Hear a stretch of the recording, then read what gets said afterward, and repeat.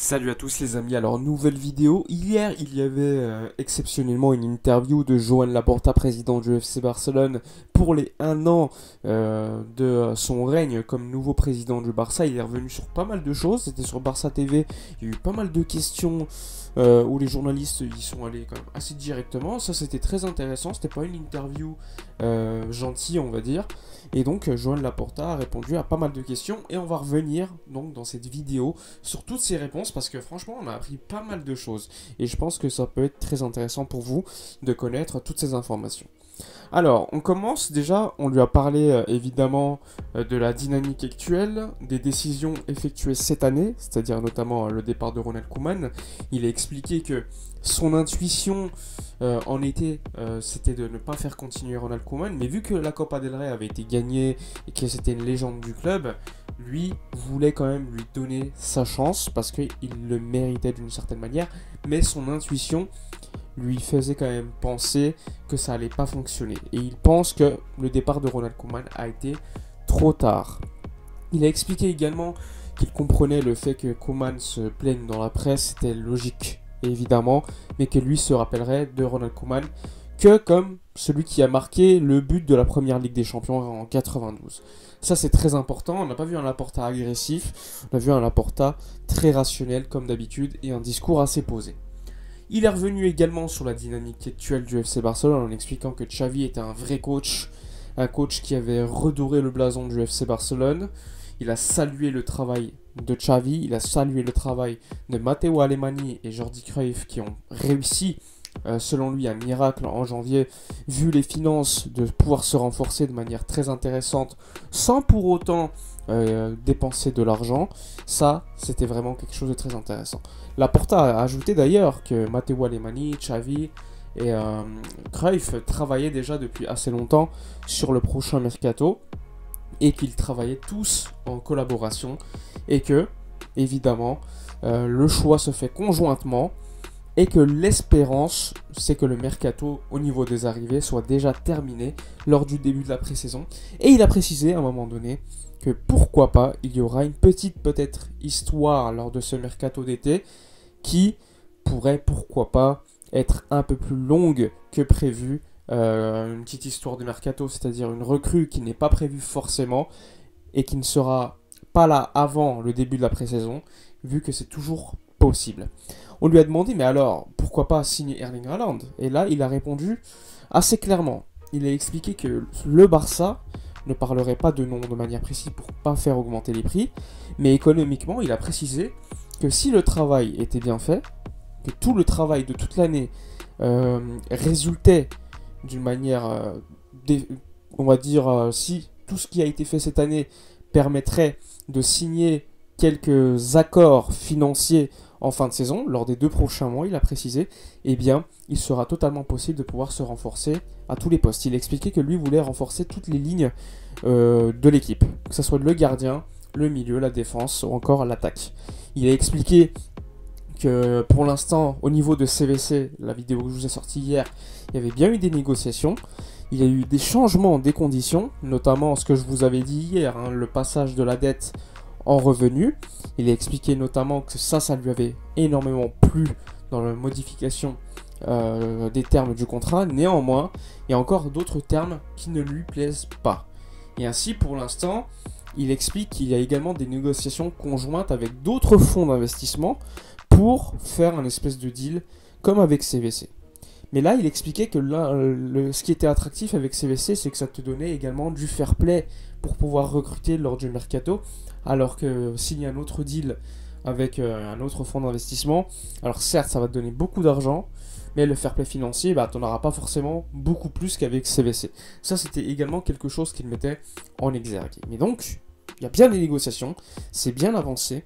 Laporta précise évidemment qu'il y a encore certains termes qui ne lui plaisent pas, et que évidemment, on verra dans les prochaines semaines, prochains mois, mais que le Barça pourrait vite recevoir, comme je vous l'ai dit, beaucoup d'argent et pourrait être très actif sur le mercato. On lui a posé la question également du Barça Studios. Il a expliqué qu'il avait reçu pas mal d'offres pour vendre 49% des Barça Studios, mais lui, ce qu'il précise également, ce qui est très intéressant, c'est que, ok, vendre Barça Studios à 49%, mais faut que ça soit l'acheteur, un acteur qui s'y connaît au niveau de la création de contenu. Et en plus de ça, qu'il y ait une clause qui permettrait au Barça de pouvoir racheter ces 49% un peu plus tard, quand le Barça aura une situation économique beaucoup plus stable. Pareil pour BLM. BLM, c'est tout ce qui est merchandising au niveau du Barça. Laporta voudrait également vendre une partie de cette société pour beaucoup d'argent, et ainsi, pourquoi pas mettre une clause pour pouvoir racheter cette partie vendue antérieurement. Ça aussi, c'est très important pour comprendre également les finances du Barça lors des prochaines saisons. Il a également parlé de Messi en expliquant que la décision était la pire qu'il avait dû prendre, mais qu'il ne la regrettait pas, parce que tout simplement, personne n'est au-dessus du club, que le contexte à l'époque était très compliqué. Je peux comprendre.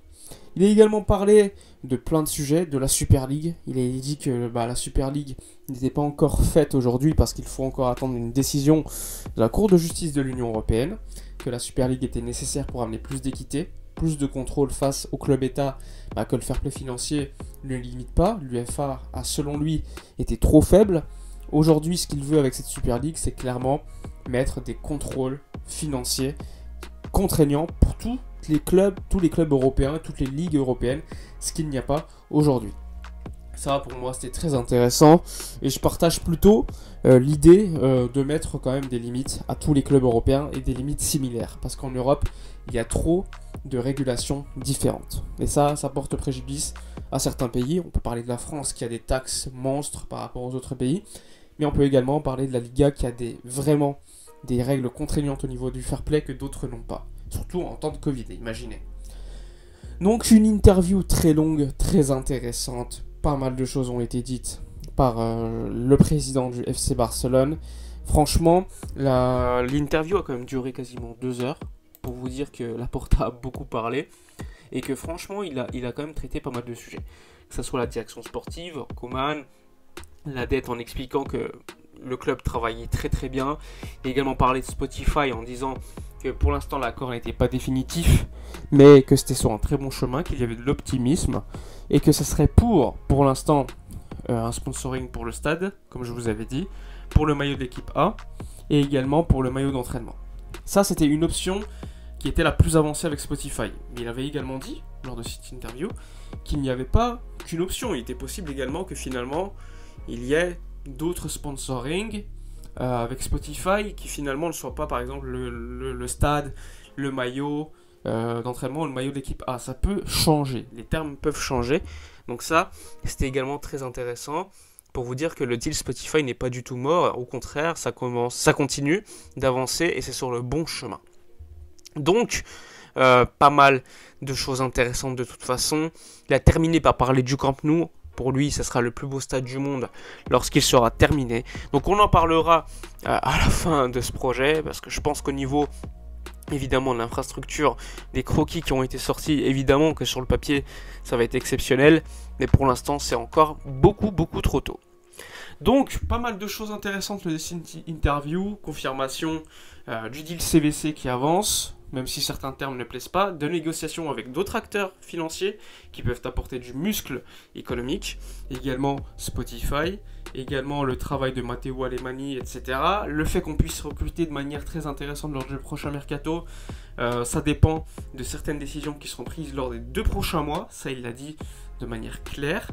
Et bon, ça va être très intéressant. Il a parlé également de la prolongation de contrat de Araujo et Gavi en expliquant que lui espérait qu'il prolonge parce que tout simplement c'est des jeunes qui ont beaucoup de talent, qu'ils acceptent comme l'ont fait Pedri ou encore Ansu Fati, qui n'ont pas prolongé à des grosses sommes alors qu'ils avaient des offres monstres à côté. Et évidemment, l'objectif c'est clairement de ne pas surpayer ces joueurs. Il l'a dit, il va faire des offres convenables par rapport à leur jeunesse, à leur niveau, évidemment, par rapport à l'état économique du club aujourd'hui. Et ça, franchement, c'est normal. Gavi, avec tout le talent qu'il a, Araujo, avec tout le talent qu'il a, s'ils ne veulent pas prolonger, le Barça est au-dessus. Le Barça ne peut pas offrir des salaires monstres, sinon il va tout déranger ses règles salariales. Un Pedri a accepté un petit salaire. Un Ansu Fati aussi. Alors que sur le papier, pour moi, c'est les 2 meilleurs jeunes de l'équipe. Donc pour moi, ça serait insensé de surpayer ces joueurs. avec le niveau qu'ils ont, je conçois évidemment qu'ils sont vraiment monstrueux par rapport à leur âge, etc. Mais tu as des règles salariales à respecter. Il ne faut pas faire les mêmes erreurs qu'on avait fait avec Bartomeu à l'époque. Sinon, tout le monde, en fait, à la suite, va demander une hausse de salaire et ça peut créer des problèmes. Enfin bref, dites-moi dans les commentaires votre avis concernant cette interview de Joan Laporta, concernant tous les sujets. N'hésitez pas à donner vos avis. N'oubliez pas de vous abonner à la chaîne, de liker, commenter, partager.